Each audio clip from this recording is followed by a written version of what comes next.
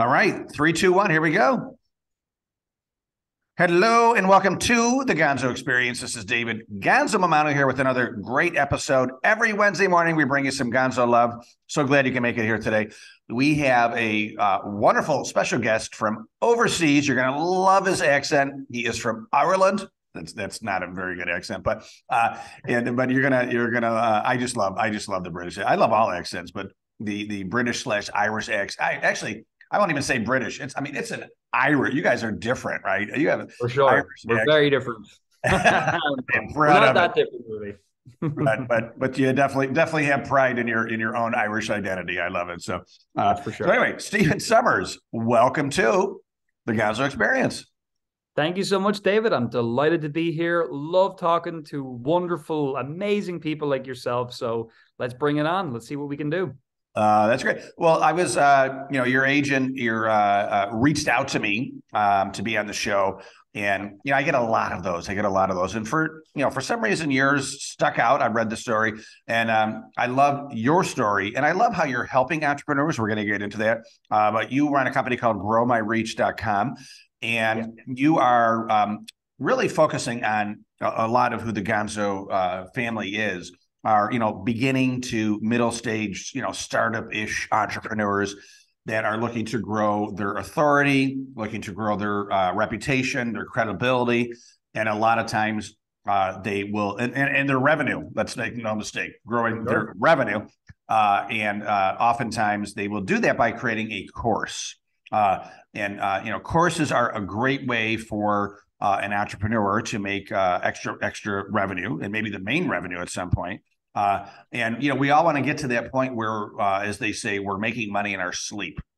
And someone can buy a course at 3 a.m. while you're sleeping, and then also too to nail that reoccurring revenue model. Right, that's what we want to do. We want to have a reoccurring revenue, and we want to make money in our sleep. And correct me if I'm wrong, Stephen, but I believe if you do a course the right way, those are two things that you can make happen. 110%. And, as you were saying it, I just kind of was reacquainting myself with that because without sounding whatever, I'm quite used to it at this point in time, as in like, that's like part of the business now. So sometimes you actually forget how novel it is to actually do make money while you're sleeping, right? So that was a nice reminder even for me to be appreciative of that again, right? So we can talk about that and so much more. I've got a lot to share on those points, so I'll be as succinct as I can because I know we're on a time crunch. But I will rock it. I'll probably talk very quickly, but it is what it is, David. All right. Well, we can talk all day, Stephen. I just love your accent. Well, that's very nice of you. All Truth right. be told, I do try to keep these around half hour because I picture people saying, "Oh, I could listen to it on my workout or on my run or on my drive to work." But if we go over a little over 30 minutes, we'll be okay. Maybe we'll grab a pint and just keep it going. Good idea. That's I actually think it's a wonderful idea. I'm drinking coffee right now because it's 9 a.m. my time. It's probably 9 a.m. my time, probably 3 p.m. your time, correct? So 2 p.m. You're 5 hours ahead. Oh, because we had the time change, right? So, but at 2 o'clock, you can have a pint. You're good for a pint, right? So, for sure. Oh yeah, well, 2 o'clock's all right. That's respectable. I love it. So, Stephen, let's start out by just I love the stories of entrepreneurs and how they started, the highs and lows, the crash and learns, as I like to say. So, let's start out by just telling us, how did you get into the world of entrepreneurship originally? Yeah, sure. So just for context, at the time of recording, I'm 35 years old. Just so you all know and kind of can picture where my journey is when I talk about that. And so really my career, if I want to call it that, started when I was about 23 years old. And at that time, like a lot of people listen to the show, I just wanted to learn, how do you make money on the internet? Like, what do you do? And I started researching while I was working in a job. I was a data processor at the time, which, by the way, is the single most boring job in the world. And it's probably even gone by now, because literally I would just type information from forms into a computer all day long. And while I was doing that, I was like Googling, how to build a business, how do you start a business, and business building ideas and stuff like that.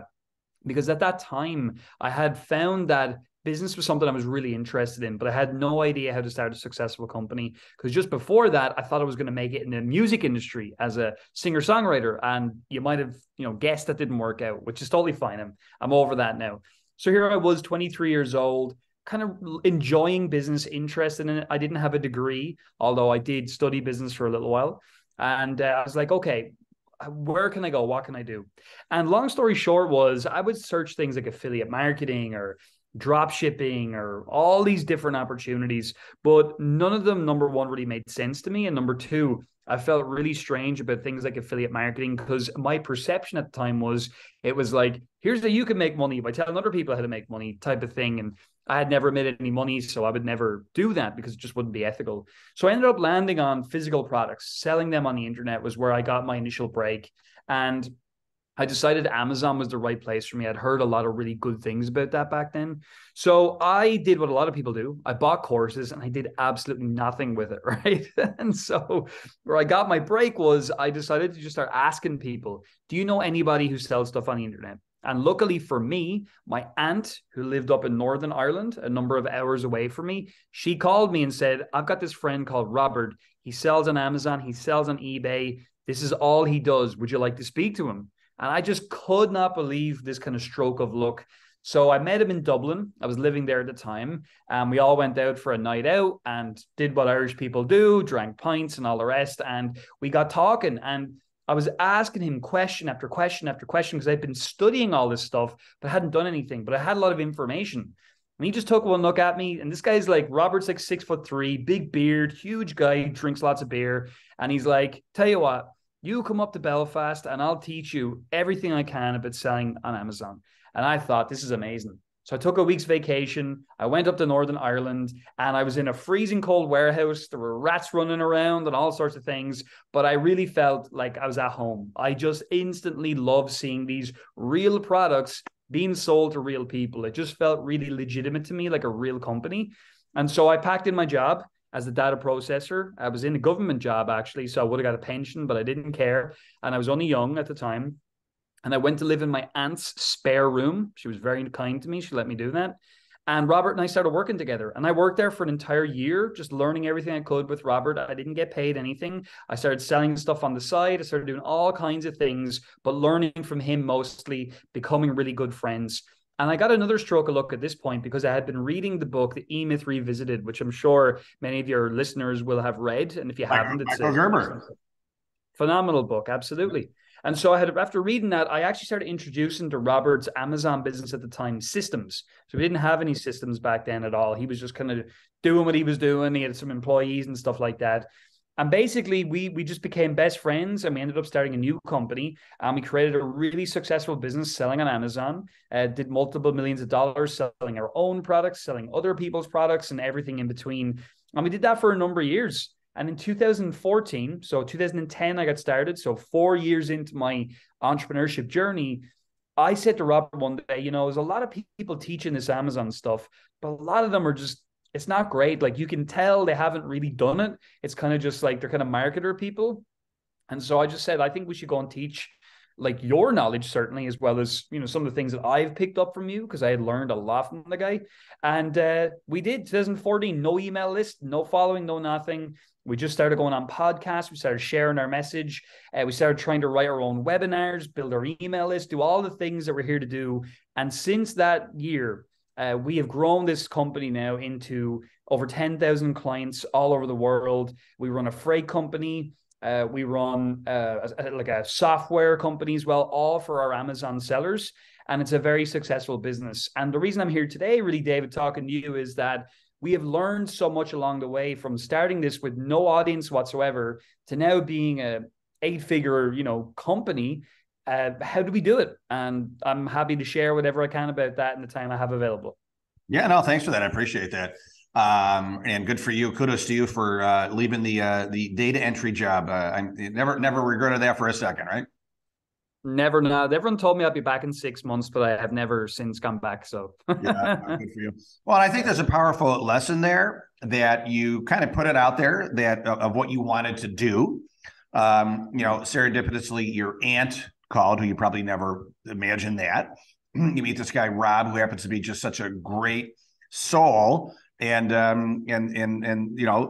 of a sudden, like the universe answered your call, hooked you up with a great guy. And all these years later, you're still business partners and probably great friends and making a ton of money together. Yeah, we are best friends. And what's confusing is in our company, there's loads of Robs. So that's what's confusing. The Rob you know is not the same Rob. Just to because I was thinking that's maybe what he's thinking. But Robert Ricky is my business partner, and we're still best friends, almost brothers at this point in time. We're very fortunate in that we both have very different skills that we bring, and I think that's a really important thing you need to know about partnerships if you ever go into one. If you have the same skills and you're the same type of person as your partner, you're doomed to failure. Whereas whenever you've got skills and your partner has complementary different skills, so I'm very much marketing and sales. Robert is more kind of finance structure, making sure we're doing the right things in that area. And so when you put those together, it has always been a very powerful combination. Awesome. And that's another great lesson too, is know what you're great at and surround yourself with a person or people that are great at the things that you suck at. So that's another great lesson.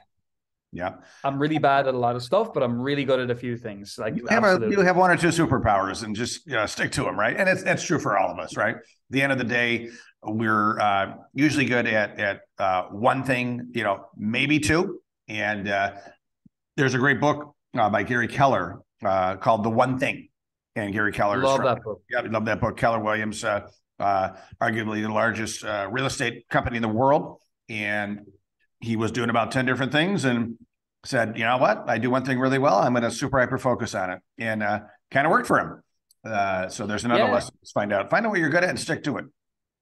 And funny you say that because, with Marketplace Superheroes, as we've grown that over the years, I would say in 2021, we got a little bit like sidetracked, I would say. And obviously 2022, now we're back. We're very, very focused again. But it was, after the weirdness of the world and all of that, we kind of boomed as a company, and we started just getting into lots of different educational areas that really we shouldn't have been in. We were talking about topics that were away from our focus of teaching people how to sell on Amazon.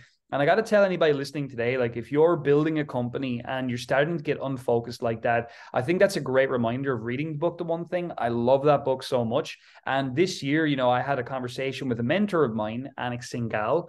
And Anik just sat me down this year and he's like, look, you guys do great on Amazon. Focus 100% on that category with that educational business and just become the category kings, And we did that this year. We launched 2 new programs that would cater to different people who want to learn how to sell specifically on Amazon for beginners. And the growth we have experienced by just focusing has been incredible. And I think sometimes as entrepreneurs, we have a fear that, I want to if I spread myself if I'm too narrow, then I can't be successful. But the trouble is that the minute you try to do too many things, and I've seen it, people then say, I'm confused. I don't really know what you're about. And as a result of that, I'm not going to give you my money because I'm confused by you, Yeah. No, that's true. I've experienced a little bit of that myself coming out of COVID. I'm kind of reinventing and, I'm the typical ADHD entrepreneur with, literally a new idea every day.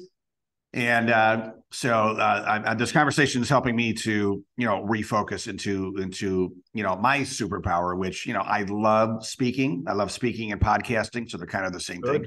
I'm speaking while I'm podcasting, right? And I, at the end of the day, people have told me over and over again that I'm a great storyteller. So I think I'm enjoying this conversation a lot because it's making me think like, how can I monetize, storytelling? Because when you tell a good story, you make people smile, you engage them more, and then in turn, you could sell more product, right? So, 100%. And I'm just, as you're talking, I'm just kind of going like, yes, because I do a lot of webinars and stuff like that, and really content webinars, especially even YouTube content nowadays. It's very much a story arc, everything is. And I think that's a huge benefit that you have is you've got a skill in that area. It's something that most businesses do not have a skill in. They don't know how to tell their story. They don't know how to fit a story into the context of like a marketing message that can actually make them money as well. It's typically a problem that most people have. So I think it's a great skill. And just something again, Anik, this guy, he's become our mentor this year, a really, really great guy. And one thing he said to me, right, I'll share with you, which helped me a lot, was he was like, look, see that program you have, your $2,000 program or whatever. He's like, you can sell like $40 million of that, just so you know. And I was like, what? $40 million? And it got me realizing that, yeah, like, I mean, what is business but the Jay Abraham 3 ways to grow, right? More clients, higher average transaction value, sell to the existing clients more often. And what Anik really reminded me was when we have that laser focus on new people coming in and then offering them that main program, there's so much room with that program when we focus. But then when you start to dilute the focus, I've got a new product over here, or I've got, this thing over there, I'm going to do this or that or the other. And instead of like going, what is giving me the most, bang for my buck here? And so for me, I now know if I'm in front of clients and people who are not yet clients, if I'm in front of them speaking, I'm going to make money. I'm going to grow the company. But if I'm not doing that, then nothing's going to happen. And obviously you can automate that as well. So for anybody who's like going, oh my God, but you're going to be so busy, you can automate that. But really, that's the thing, laser focus. So we sell our main program, we offer people coaching, and then we offer people software. Like that's it. There's nothing else to do. And so that actually forces you as a business owner then to make sure that you're bringing traffic to your business, you're bringing new subscribers to your business. Because the mistake I made, and I'm happy to openly admit that even over the last 2 years before I got Sense, was I was focused too much on the back end of the business. In other words, existing clients, existing prospects, because we were doing very well with that. But then all of a sudden, all the new blood was just forgotten about. And that's a function of us growing too quickly, being too big, too fast, and not knowing where to look. Just, oh my God, then just adding in too many projects, trying to take too much opportunity. Whereas what we've done this year, which has been phenomenal, is we descaled our team. We halved our team. We got rid of all the fat, the entrepreneurial fat that we had. And now we're growing again at a really fantastic rate. So David, I hope that helps you a little bit, but I mean, I got to tell you, I made that mistake, and it is a mistake. So focus is just key, Yep. No, that's very, very good advice. And you're just making me think of like SSS, storytelling equals smiles equals sales. SSS, right? Yeah, there was a book by Dan Kennedy. I think it was Dan Kennedy, and it was called something like "Make Them Laugh and Take Their Money" or something like that. Dan Kennedy has these really kind of crass titles, right? But the point was, yeah, like, I mean, I think that's an interesting fact of like, even for yourself, like making people. So even last night, just at the time of recording, I did a big webinar. We had hundreds of people on there. And what someone said before the webinar started, which I thought was really interesting, was they were like, the vibe here is completely different to any webinar I've ever been on. And the only reason was because I was excited. I was happy. I was, let's go. Like, this is great. This is amazing, because it is. I'm still excited by the topic even now. And my point kind of is like, when you make people feel a certain way, we all know it's state transference. That's what sells anything to anybody. So if I get excited, you get excited. Whereas if I'm bored and I can't be bothered and whatever, then you're going to feel the same way. Whereas if you can help people tell a story where they smile, they feel good, now they're going to be open to the message that you have to share. So I think SSS is good. I think storytelling focus is great. And then I'm like, right, let's make sure our lead generation is on point and we have offers, and then we're good to go. Yep. I love it. I love it. Love it. Love it. Well, so Stephen, I mean, I want to, I always make it a focus that when I do this podcast, when I do these interviews, that we give some tangible nuggets, takeaways that our listeners and viewers can do like right away. They can be like, oh my God, I can do that like right now. So, so what advice and how do you help people, I guess, as far as, an entrepreneur that has a business going, and then like we talked about in the beginning, I want to create a course around that, and then you can have the best course in the world, but if nobody is knows about it, aka no marketing, nothing's going to happen. So give us a scoop on how you help people with that whole process of creating courses, driving traffic to it, and then driving sales to it. Yeah. So a lovely wide question for us, David, that we could hear all day, but I Casting a love wide it. net. And, Casting a wide yeah, net. just boil it. Just get it into one sentence. I'm joking, but no, I know it is a great question, and I would say that I'm going to say something that no one's going to like, and you're going to be like, I've heard this before, but I'm going to just push back, and I'm going to say, yeah, but have you actually done this? All right. So the number one thing you've got to do now, if you have clients, and even if you have prospective clients, you've got to go speak to people.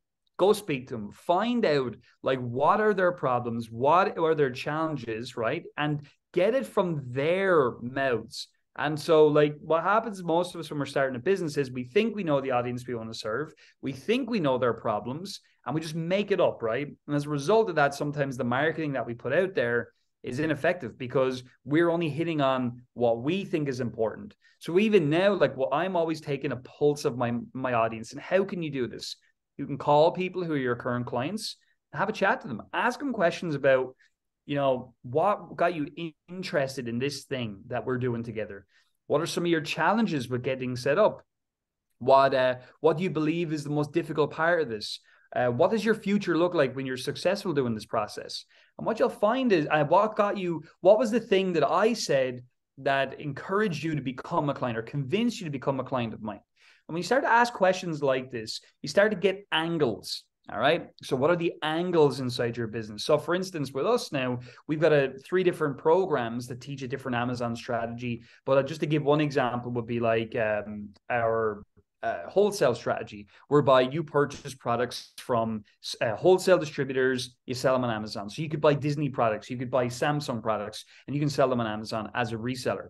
Now, the thing about that is, right, is that if I say, and I've made this mistake, talking about wholesale, and like to the average person, they don't know what the hell that means. They don't care what that means. Whereas what we came up with was a concept of how can you hijack Fortune 500 products and sell them on Amazon? Or even how can you get paid between $2,000 to $10,000 a month hijacking Fortune 500 brands online? So in other words, like that's an angle which is doing a couple of things. Number one, creating some intrigue. And number two, it's focusing on what is it they want, 2 to 10 grand a month in earnings. And the reason I go with the 10 grand number is because of all the research I've done.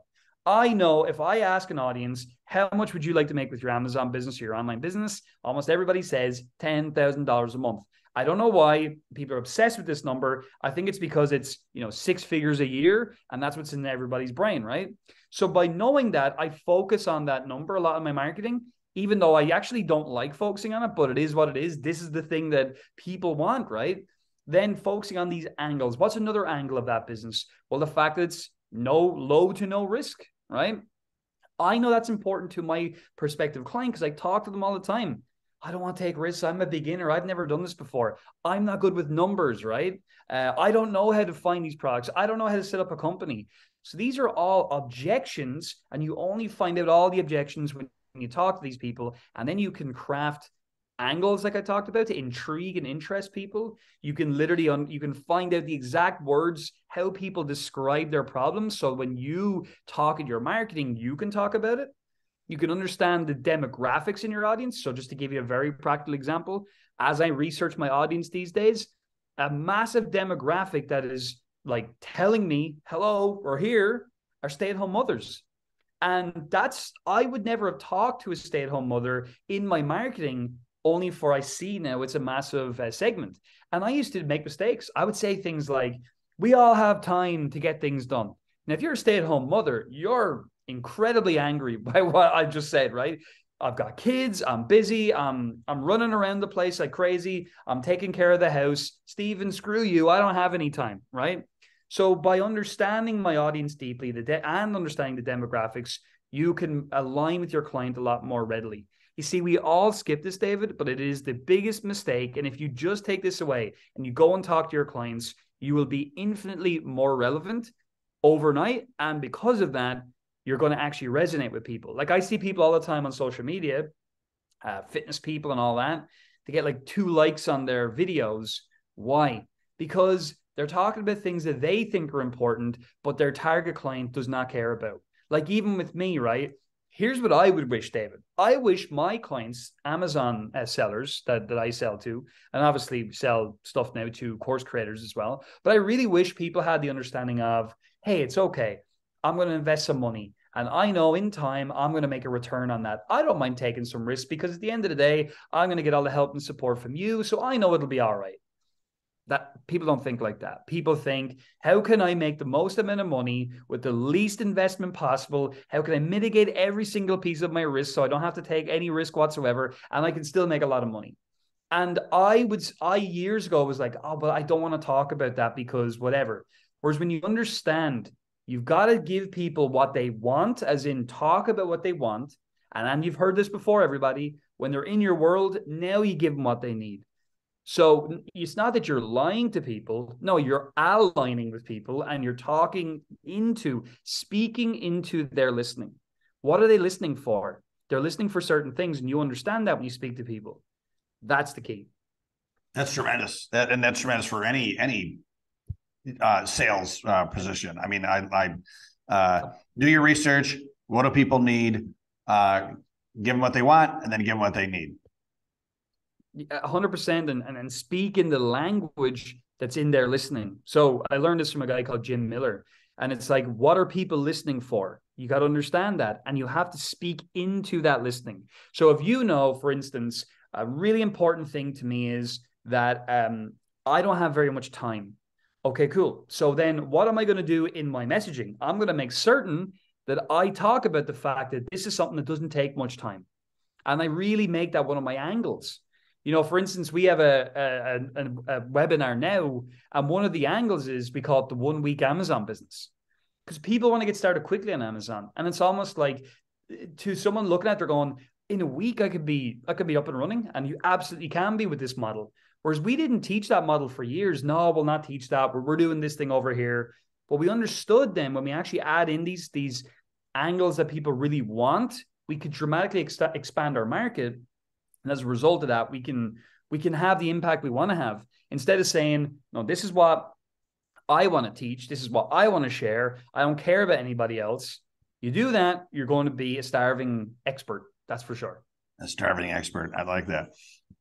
So Stephen, let's say, so the great start. So talk to people, find out naturally what the trends are, what people need, and kind of, carve your business around their needs, not what you think they need. Love that. Yeah. So, and I know we could talk all day about this, but that's, let's say, okay, now they have it like, oh, okay, Stephen, I talked to 100 businesses and my God, they're all really, not all of them, but the vast trend is they are focused on retention. They want to keep their team in place. Perfect. Right. And so I want to I'm going to write a book about that. I'm going to create a talk about that. And I want to create a course about that. So we come to you, and I know we can't give away all your secret sauce, but I would imagine that you be happy to talk to people. And do you have like a free consultation, it's discovery call type of thing, or they can just learn more, if I connect them with you? Yeah. So I'll tell you what I would do with that, right? Just to give you that. Okay. So like you're talking about this retention thing. We want to keep people, all that, right? That's like what is the problem that these business owners are having. Yeah. But then what you got to do is you got to understand that like there's deeper, what people will tell you, and then what's in underneath that are two different things as well. So whatever is going to be the big promise, what's the big promise that you're looking to get for somebody, the big result you want to get them? That's the next thing you got to figure out. Because what is the point of retaining staff? Let's just say, what does that help you do? What does that help you achieve? And when it's the so what question. You might have heard of that before, like so what? This is now, well, so what? This, that, and the other, well, so what? And you get down to the root of it, which might just be that CEO wants to have complete freedom, and they want to be able to hand over everything to the team, having the confidence to know that things are going to be taken care of or whatever. I'm not sure. Like, I'm just making up stuff. We're riffing. But then when you understand your promise, that's key. What is the result you're going to get that person? What I tend to then look at is, well, you need to look at, do you have an audience? Do you not have an audience, right? And so that is the next big thing, which is, well, if I have an audience, great. There's a funnel we can put in place. There's a marketing process we can put in place to test and see, is that message interesting or not interesting? That would be the first thing I would do. So let's just say you had a Facebook community. Great. Go on and do a Facebook Live, figure out an angle around this retention idea, the big benefit, the big promise, and then do the live stream and get lots of interaction. Hey, if you agree with what I'm saying, give me a 1. And what do you think? Do you agree or disagree with this? Is really important. And if you start to get a lot of traction on those Facebook Lives, or you send out an email, hit me back with a reply, let me know, is this something that's important to you? You're going to start to get a feel for, yeah, my existing audience really want this, or nobody was interested, nobody liked anything, nobody gives a damn. On the other hand, if you're a complete beginner, that's another different story, because now what you've got to do is you've got to start to build a bit of an audience and test your message. So I would recommend to you, if you're in that situation, go on podcasts. That's a great way to do it. Go on, talk about your thing, have people ask you questions, figure out your angles, figure out your benefits, figure out your big promises. And once you have that in place, because you're on the podcast, you're going to start to get some people back to your own platform. And really from there, the next step we go through with Grow My Reach is, when we figure all this out, we start to ask ourselves, well, what is the offer going to be? What is the offer? Is it a course? Is it a coaching program? Is it a done for you thing? What is it? And once we know what that is, and we have a process for how we create an offer, we then create a marketing funnel that will sell the offer. So I know there's a lot there. We don't have time to unpack it all, but that's the process we go through, because the mistake I see is, oh, I need a funnel. So I need a funnel. And it's like, then people start spending all this money on a marketing funnel. They have no audience. They have no idea what they're going to do with the funnel. So it's almost like being given a Formula One car to go down to the shops and buy your shopping, whenever you don't need a Formula One car. You just need a regular, normal car that can get you around. So that's the problem in the kind of internet marketing industry at the minute, is that everyone's like, funnel, you need this, you need to spend lots of money on advertising, and people are confused. Whereas really all we need at the end of the day is a way to get people into our world. So lead generation. We then need a way to connect with those prospects, be it a webinar, be it a workshop, be it a Facebook group, be it whatever. And then we need a conversion mechanism, a way we convert that person from they don't buy to they buy. Is it a phone call? Is it a webinar? What is it? And once we have all that in place, it's very simple to create something that's going to work. But there's a lot of steps in there. Stephen, wow. I'm definitely going to be in touch, because my mind is spinning like crazy. But I love your approach, because you're more of the marathon guy, not the sprint guy. And it seems like you hit that hard with prospects. Like it seems like you're not the guy that's going to make the quick buck with somebody who just wants to, I want a course. And you're going to help them say, let's try the ready, fire. I'm sorry, I always say it by mistake. I always fire too early. Ready, aim, fire, right? Ready, aim, fire. And including myself, a lot of entrepreneurs are, fire, or. I agree. I think it's just a symptom of the industry, right? It's just like, that, because we're all told we need to be action takers, right? Being an action taker is key. And it is key. But as I always say, what comes before that is having a process, having even a proven process, even more important. And I think the reality is that, like, for a few years, we had people saying you could do a video sales letter funnel to a phone call, sell a course. Then when they buy that, sell a mastermind of $25,000 down the line. Like, that was like the model that everybody was told to do in the expert industry. But the reality is that each different industry has different price points that it's going to bear. There's different levels of education that people have coming in, levels of sophistication. Like, for instance, if you create a video sales letter funnel for someone who is a marketer, they know what you're doing. And you're going to come across like an amateur. So again, It's like, you have to understand context of the market and what you're looking to achieve. And I would agree, definitely, I think more like a marathon, because I've been running Marketplace Superheroes now for 8 years. And, we've been successful for a lot of those 8 years. But when I look back, I realize, and just take this away for what it's worth, anybody listening, you got to get people in an area where you can contact them. If you just took that away, an email list, an SMS list, multiple is better. Just get people in a place where you can speak to them. You have what you need then to be successful. People are wasting their time on social media, creating posts that get no interaction whatsoever, rather than just being like, what's something I can give people that they can join my email list, my SMS list, and I actually can build a relationship with them. I can do workshops every couple of weeks. I don't sell anything. We just get to know each other. If people just did that more, David, they would be infinitely more successful because they have a distribution channel. But anyway, that's the key. I like your style, Stephen. I like it. Steve, we could talk for hours and hours. What I do want to leave this at is, if you've piqued people's attention, which I'm sure you have, how can they learn more? How can they get in touch with you? Because I'm sure there's a lot of entrepreneurs listening to this right now that says, oh my God, I have to talk to Stephen. And it's Stephen with the PH and Summers, Somers. So Stephen Summers. So Stephen, how can people learn more and get in touch with you? Yeah, so go to growmyreach.com, growmyreach.com, and there's free information over there, and that's a great way. The other way is you can go to Instagram. I only use it literally to get some messages from people, which is why I like giving that out. So it's Stephen J. Summers. That's Stephen J. Somers.